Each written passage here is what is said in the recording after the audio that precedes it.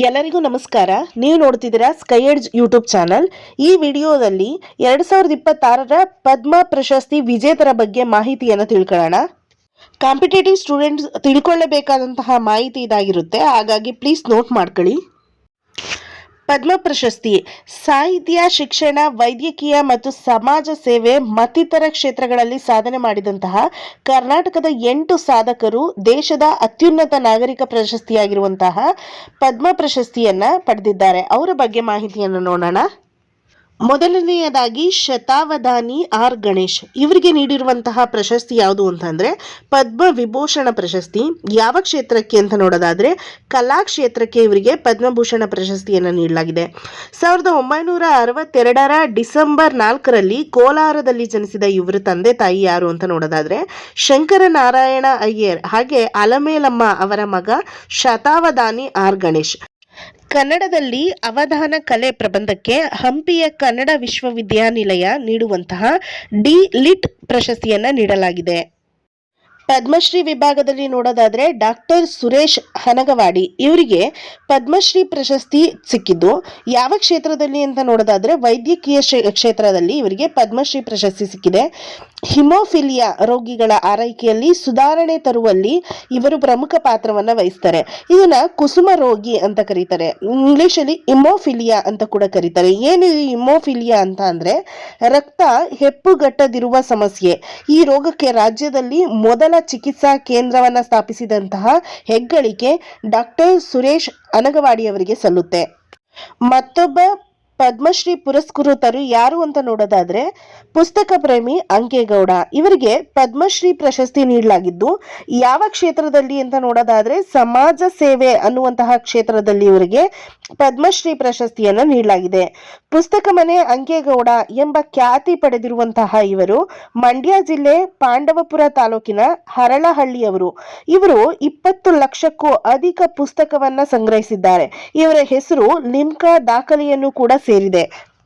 ಸಾಮಾನ್ಯ ಬಡ ಕುಟುಂಬದಲ್ಲಿ ಜನಿಸಿದಂತಹ ಅಂಕೇಗೌಡರು ಇವರ ಪುಸ್ತಕ ಪ್ರೇಮ ಎಷ್ಟರ ಮಟ್ಟಿಗೆ ಇತ್ತು ಅಂತ ಅಂದ್ರೆ ತಮ್ಮ ಜೀವಿತಾವಧಿಯಲ್ಲಿ ದುಡಿದಂತಹ ಮುಕ್ಕಾಲು ಭಾಗ ಹಣವನ್ನ ಪುಸ್ತಕವನ್ನ ಸಂಗ್ರಹಣೆ ಮಾಡೋದಕ್ಕೆ ಮೀಸಲಿಟ್ಟಂತಹ ವ್ಯಕ್ತಿ ಅಂಕೇಗೌಡರಾಗಿರ್ತಾರೆ.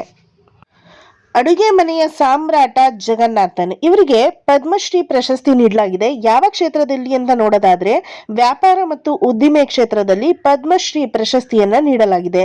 ಅಡುಗೆ ಮನೆಗೆ ಅಗತ್ಯವಿರುವಂತಹ 10 ಹಲವು ಉಪಕರಣಗಳ ತಯಾರಿಕಾ ವಲಯದಲ್ಲಿ ದೇಶದ ದೊಡ್ಡ ಕಂಪನಿಯಾಗಿರುವಂತಹ TTK ಪ್ರೆಸ್ಟೀಜನ್ ಅಧ್ಯಕ್ಷರಾಗಿರುವಂತಹ TT ಜಗನ್ನಾಥ್ ಇವರು ಅಡುಗೆ ಮನೆಯ ಸಾಮ್ರಾಟ ಎಂದೇ ಪ್ರಸಿದ್ಧಿ ಪಡೆದಿದ್ದಾರೆ. ಇವರಿಗೆ ಮರಣೋತ್ತರವಾಗಿ ಪದ್ಮಶ್ರೀ ಪ್ರಶಸ್ತಿ ಬಂದಿದೆ. ಮತ್ತೊಬ್ಬ ಪದ್ಮಶ್ರೀ ವಿಜೇತರು ಪ್ರಭಾಕರ ಕೋರೆ ಇವರಿಗೆ ಪದ್ಮಶ್ರೀ ಅವಾರ್ಡ್ ಸಿಕ್ಕಿದ್ದು ಸಾಹಿತ್ಯ ಮತ್ತು ಶಿಕ್ಷಣ ಕ್ಷೇತ್ರಕ್ಕೆ. 1947ರ ಆಗಸ್ಟ್ 1ರಲ್ಲಿ ಜನಿಸಿದ ಇವರು 3 ಅವಧಿಗೆ ರಾಜ್ಯಸಭಾ ಸದಸ್ಯರಾಗಿ ಹಾಗೆ 2001ರಿಂದ 2007ರವರೆಗೆ ವಿಧಾನ ಪರಿಷತ್ ಸದಸ್ಯರಾಗಿ ಕೂಡ ಕಾರ್ಯವನ್ನು ನಿರ್ವಹಿಸಿದ್ದಾರೆ. 1984ರಲ್ಲಿ KLE ಸಂಸ್ಥೆಯ ಕಾರ್ಯಾಧ್ಯಕ್ಷರಾಗಿ ಅಧಿಕಾರ ಹಿಡಿದು ಈಗ ಇವರ ಸಂಸ್ಥೆ 38ರಿಂದ 317ಕ್ಕೆ ಏರಿಕೆಯಾಗಿದೆ. ಮತ್ತೋರ್ವ ಪದ್ಮಶ್ರೀ ವಿಜೇತೆ ಯಾರು ಅಂತ ನೋಡೋದಾದ್ರೆ SG ಸುಶೀಲಮ್ಮ ಇವರಿಗೆ ಪದ್ಮಶ್ರೀ ಅವಾರ್ಡ್ ದೊರೆತಿದ್ದು ಸಮಾಜ ಸೇವಾ ಕ್ಷೇತ್ರದಲ್ಲಿ. ಬೆಂಗಳೂರಿನ ಸುಮಂಗಲಿ ಸೇವಾಶ್ರಮದ ಸಂಸ್ಥಾಪನಾ ಅಧ್ಯಕ್ಷರಾಗಿದ್ದಾರೆ. ಇವರನ್ನು ಕರ್ನಾಟಕದ ಮದರ್ ತೆರೇಸಾ ಎಂದು ಕರೆಯುತ್ತಾರೆ. ಮತ್ತೋರ್ವ ಪದ್ಮಶ್ರೀ ವಿಜೇತರ ಬಗ್ಗೆ ನೋಡೋದಾದ್ರೆ ಶಶಿ ಶೇಖರ್ ವೆಂಪತಿ ಇವರಿಗೆ ಪದ್ಮಶ್ರೀ ಪ್ರಶಸ್ತಿ ದೊರೆತಿದ್ದು ಕ್ಷೇತ್ರ ಯಾವುದಪ್ಪ ಅಂದ್ರೆ ಸಾಹಿತ್ಯ ಮತ್ತು ಶಿಕ್ಷಣ ಕ್ಷೇತ್ರ. ಭಾರತ್ ಫೌಂಡೇಶನ್ನ ಡೀಪ್ ಟೆಕ್ನ ಸಹ ಸಂಸ್ಥಾಪಕರಾದಂತಹ ಶಶಿ ಶೇಖರ್ ವೆಂಪತಿಯವರು AI4 ಇಂಡಿಯಾ ಉಪಕ್ರಮದ ಮೂಲಕ ಭಾರತದ ಕೃತಕ ಬುದ್ಧಿಮತ್ತೆ ವ್ಯವಸ್ಥೆಯನ್ನ ಬಲಪಡಿಸಿದ್ದಾರೆ. IIT ಬಾಂಬೆಯ ಹಳೆಯ ವಿದ್ಯಾರ್ಥಿಯಾಗಿರುವಂತಹ ಶಶಿ ಅವರು ಕಲೆಕ್ಟಿವ್ ಸ್ಪಿರಿಟ್ ಕಾಂಕ್ರೀಟ್ ಆಕ್ಷನ್ನ Mann ki Baat and its influence and India ಕೃತಿಯನ್ನು ರಚಿಸಿದ್ದಾರೆ. ಮತ್ತೋರ್ವ ಪದ್ಮಶ್ರೀ ವಿಜೇತೆ ಶುಭಾ ವೆಂಕಟೇಶ್ ಅಯ್ಯಂಗಾರ್ ಇವರಿಗೆ ವಿಜ್ಞಾನ ಮತ್ತು ಎಂಜಿನಿಯರಿಂಗ್ ಕ್ಷೇತ್ರದಲ್ಲಿ ಪದ್ಮಶ್ರೀ ಅವಾರ್ಡ್ ಅನ್ನು ನೀಡಲಾಗಿದೆ. 1954ರ ಮೇ 14ರಂದು ಬೆಂಗಳೂರಿನಲ್ಲಿ ಜನಿಸಿದ್ದಾರೆ. ಇವರ ತಂದೆ ವೆಂಕಟೇಶ್ ಅಯ್ಯಂಗಾರ್, ತಾಯಿ ರಾಜಮ್ಮ. 1982ರಲ್ಲಿ ವಿಜ್ಞಾನಿಯಾಗಿ ವೃತ್ತಿ ಜೀವನವನ್ನ ಆರಂಭಿಸಿದ್ದಾರೆ. ದೃಷ್ಟಿ ಎನ್ನುವ ತಂತ್ರಜ್ಞಾನವನ್ನ ಅಭಿವೃದ್ಧಿಪಡಿಸಿದ್ದಾರೆ. ಒಟ್ಟಾರೆಯಾಗಿ ಕರ್ನಾಟಕದ ಪಾಲಿಗೆ 1 ಪದ್ಮಭೂಷಣ ಪ್ರಶಸ್ತಿ ಹಾಗೂ ಉಳಿದ 7 ಪದ್ಮಶ್ರೀ ಪ್ರಶಸ್ತಿಗಳನ್ನ ಭಾರತ ಸರ್ಕಾರ ನೀಡಲಾಗಿದೆ. ಈ ವಿಡಿಯೋ ನಿಮ್ಗೆ ಇಷ್ಟ ಆಗಿದ್ರೆ ಪ್ಲೀಸ್ ಲೈಕ್, ಶೇರ್, ಸಬ್ಸ್ಕ್ರೈಬ್ ಮಾಡಿ.